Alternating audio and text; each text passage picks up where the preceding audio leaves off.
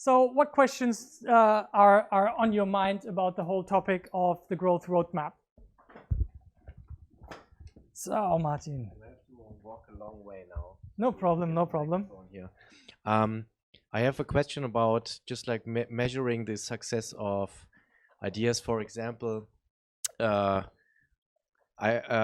subscribed to a service and I was attracted by content marketing. Yeah. But the subscription was just like 3 weeks later or even 2 months later. But at least it was a conversion. How can you measure this? For one example, or other things that are just like more not that directly you have a referrer here and you can hard measure it. How to overcome this problem? So this is the hardest fundamental problem that we have at the moment in marketing. It's multi-touch attribution. Yeah, it's how much value did each touch point have and how far along can you see that user. So the technical solutions to that are usually like segment that you integrate on the whole customer journey that drags along an anonymous user ID. Whenever you start logging in, connects all of those user IDs to that one user, that anonymous sessions. Yeah, and that way you see into the past the whole customer journey. It doesn't work for 100% of cases, but for enough cases for you to be able to track that. Yeah, does it answer your question? Yeah. Look into something like segment.com. Yeah, they have a great developer deal. Yeah, it's free the first 1,000 users per month. I still hope that's true. I have a question that's pretty close to this one. How do you deal with long conversion times? Yeah. In B2B especially. Yeah. We deal with conversion times between 3 and 6 months. What's your business? Sometimes 12 months. It's what is it not? Infrastructure as a service, platform as a service, software as a service. Management of all kinds of infrastructure and software. If you want to name it. T-Systems. T-Systems. Yeah. Oh yeah, we know that one. Yeah. Okay. And we deal with, our target group is enterprises, and we have pretty long conversion times. All right. Yeah. That's cool. So how would I answer that? So there are 2 ways to approach long sales cycles and measuring conversions. The old way, and still possible, is to focus on the first important conversion event, the lead. Yeah, just measure that and then track lead quality, yeah, over time, and then go back and check back in. The hipster way to do it now is to create a predictive score based on a machine learning model at the lead stage. Yeah, that you can always connect, you can always train that model towards the later revenues, yeah, of your customers. And for your business, it's absolutely worth doing that, yeah, because you have enough sales happening here to get enough data for a predictive model, and then you just optimize for that predictive score, yeah. Also, Segment is a tool that helps you with that. It's a universal solution for some parts. Okay, so any other questions, please? And if you want to answer the question, please just raise your hands. I don't want to give all the answers or opinions. This would be for kind of managing down on the experimentation process. Yeah. So like, how do you incentivize your team to get into this mindset, and kind of setting up the processes that would create success for them? Okay, so the most important part is the weekly growth meeting. Once people see that their ideas actually contribute to product success and to happier customers and to more profits in the company, the incentive process starts, and it should always be an intrinsic motivation, yeah, to contribute better ideas and to take part in that process. It's showing the first results, then it changes. Until then, you're a bit in a wonky situation, yeah. But it's like introducing agile development. Yeah, it's always weird in the beginning, but then after a while you don't want to miss it. You can't imagine working any other way, yeah, because you see results in your product. Yeah, please. Just to follow up on that though, like what if you have, like, for example, like a survey that you generate and you have a lot of leads and a lot of success, and so like there's something to report to your team to get them jazzed up and incentivized, but then there's like a lag of time between that and like the next big thing. Like how do you kind of... Why is the lag there? Management? Yeah, can you give me an example? So you have a survey and you want to share the results with your team? Yeah, so from like my organization, we had a really large survey that we launched as like a study over the summer, and we got actually a lot of new business generation from that. Yeah. And that really like jazzed up the team to be like, oh my gosh, like we can see the fruits of our labor and all of these things we've done. But then like now it's sort of like, okay, but what do we do with that? We did the landing page optimization, we did all those like reduced fields, we did all that work, and now we're like, okay, so what? So like, how do you kind of like keep it up, motivate your team even after that? Yeah. So that, does somebody want to answer that? Yeah, maybe we can have another answer beside mine. Wait. I really think it's about idea generation to get into that phase again, and also generate more small ideas. Because if you have like one big idea, like the hype is really big and everybody is really, really happy about that, but then you miss out on all the small ideas that keep the people up in between before the next big idea comes, because not a big idea comes every week. So you have to get also small ideas that work, and really also celebrate the success of the small ideas as well, also to management, I guess. Yeah, 100% agree. You just had one idea within 3 months. I talked about 3 per week. Right. Yeah? Sophia? I also want to add something that also relates to the corporate thing about like being slow because we're working in a corporate business. I think because it's also part of reaching your goal. Maybe it's also an option to start a backlog like that. Like if you find obstacles, like you have to identify them. Like you have to figure out like what hinders you to reach your goals. If it's within the company, then you should start a backlog, like reaching those goals as well. Just so not just based on your product, but also organizational changes. So I think it's important to also keep a backlog, attacking those obstacles instead of just the product obstacles. So maybe I wasn't clear in my. No, please take the phone. Yeah. Maybe I wasn't clear. We have done all that, but we still can't do everything like you want. We cannot look away from the real world. I mean, we know that. We've been in marketing, and we have an excellent enablement part. Yes, we have an excellent marketing team, and they're all very open, and they're not.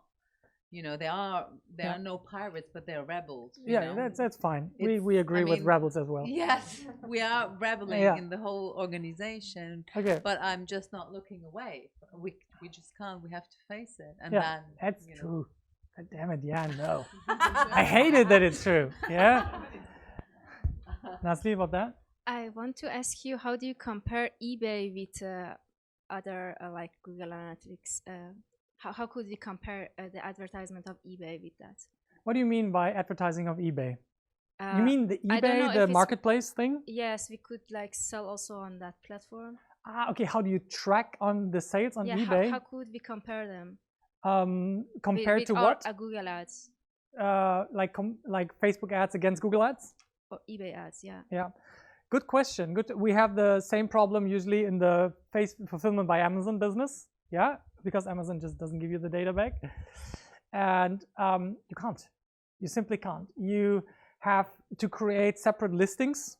On Amazon, it's usually create another ASIN for the same product. Just send the paid traffic there. But then you have the problem that you have two ASINs and you need to rank two, which sucks. You don't want to do that. On eBay, you don't care about rankings like on Facebook, so you just create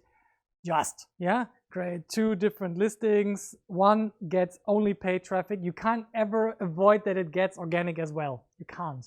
Yeah.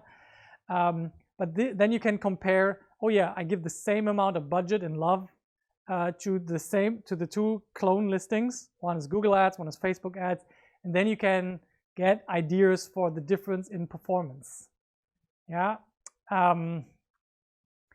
But if you're talking, for example, about search ads, that is almost guaranteed to give you better results, but might be too expensive. Yeah, so getting a real good calculation on the return of investment in such cases is super hard. Yeah. Yeah, sure. If there is an original product, for example, from an artist in another country, and I want to sell it, do I have to make mirror of that post of that original website on my own landing page, or should I work for that website which does not have my language? Should I work on that website or make my business shop online, what is your suggestion? So I didn't understand it fully. For example, there is a painter yeah. which cannot sell enough. Yeah. And I can sell it in Germany, but he's in another country like France. Yeah. What is the best approach? To sell it in the German account or in France? Make another website or work on his company. Ah, okay. That is more a matter of opinion. I would always tend to work on my own properties first before I start buffing up other people's properties, if that's possible. Mm-hmm. Yeah. And then see how does traffic from France in a translated version on your own website work now. But I would always try to keep the juice on your own domain because, for example, you have, I always call it Pixelhoheit. Yeah. And so that means like when you get people in, you don't only track them through that one channel, yeah, like Google Ads, but you can now retarget them on Facebook and Quora and wherever makes sense for an artist to be tracked. But so keep it on your own side where you have control would be my first instinct. Yeah, any other opinions on that? I'm not too familiar with the artist realm. That would be a fun one. I always wanted to try an NGO that wants to do profitable returns on donations. Yeah, but they are not allowed. They need to get like 10 euros of donations out of every €1 they spent, or even worse than that. Looking for that big company. Okay, one more question. Armin, hit us. Okay, Ben, just one question. By your experience, I mean, growth hacking, by your experience, what's the best way to really grow visitors and sales on your page? Is it by just finding more people on the very beginning of your sales funnel, meaning just find as much people as possible for the first conversions on the page, or narrowing the targeting for the real goal that you're really trying to achieve? What are you selling? For example, it's casual dating, for example. Casual dating. Is it an app or is it web? Both. Both. What is the dominant way to use it? Web or app? What do you think it's going to be? I would say 60-40. 60% app? Yes. Yeah.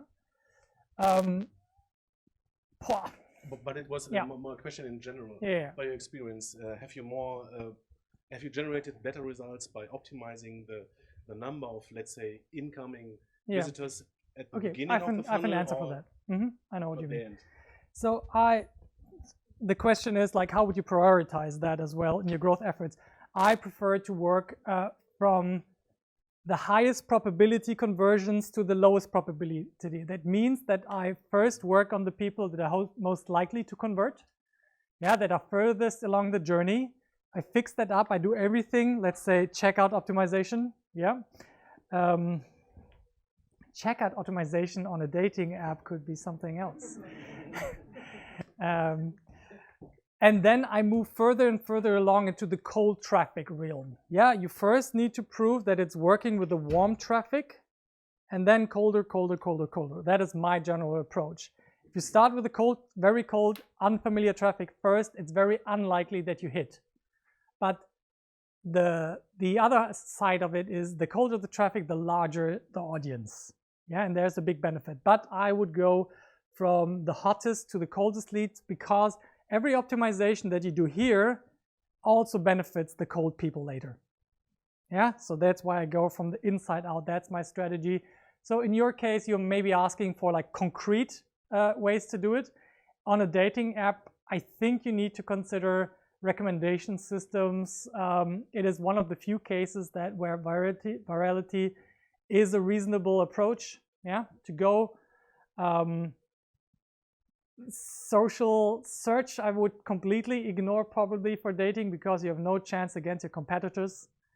In the beginning until you're a bigger operation, but go for social and paid Facebook and Instagram ads.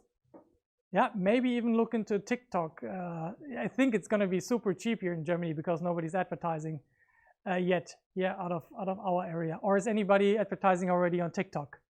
very interested in seeing the first case studies. Have you done your first experiments or influencers or actual advertising? Yeah. Okay. So sponsored challenges by an influencer.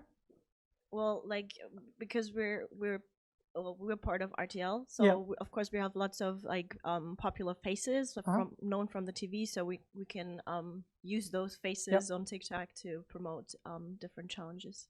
Okay, but it's like you're paying an influencer to do a challenge. It's not that you're actually booking into the advertising system of TikTok yet. Not yet. Okay, yeah. That's gonna start working really soon, I think. And the fewer people are on the advertising platform, the cheaper it is for us. And if you're into dating, I mean, like, you have to look for those opportunities right now. Okay, I hope that answers your question. So thank you all for sharing questions and answers and contributing, and for your feedback. You will have a chance to put it into the magic box here at the front in a moment, and then take some drinks at the end. If you come up with any questions about this, feel free to contact me, add me on LinkedIn, write me a message on WhatsApp. Yeah, I sometimes take phone calls. Yeah. My team is always making jokes about that, so they might be right about that. You're also free to join the Facebook group where you can ask your questions, where the whole community can participate and answer. Yeah, and the only question is, why are you not there yet already? Maybe because it's Facebook.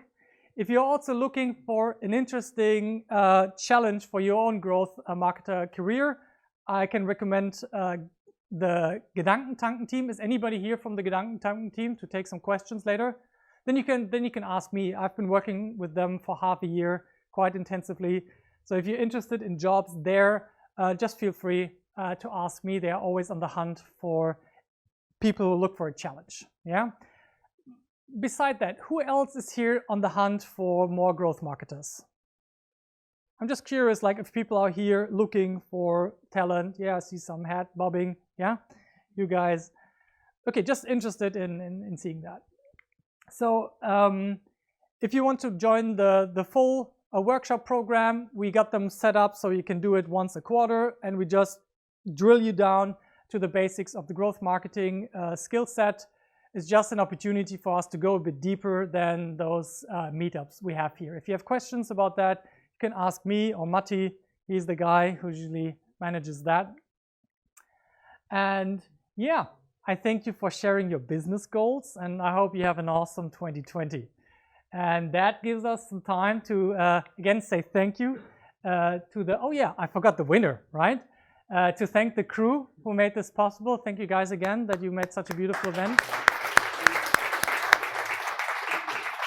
And that leaves us to the winner of, oh yeah, I forgot this actually on that slide. So do we have a winner, Matthias? You have the winner. And the Oscar goes to Nazli. I know you. Hey, congrats. Send me a message.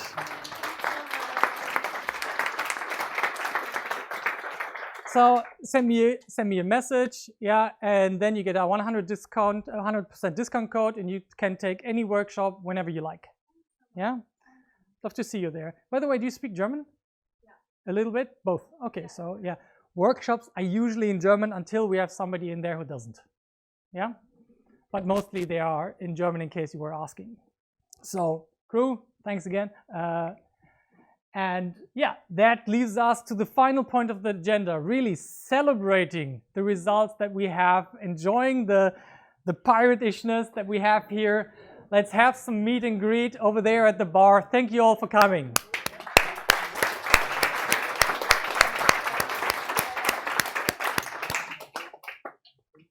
Bye-bye, live stream.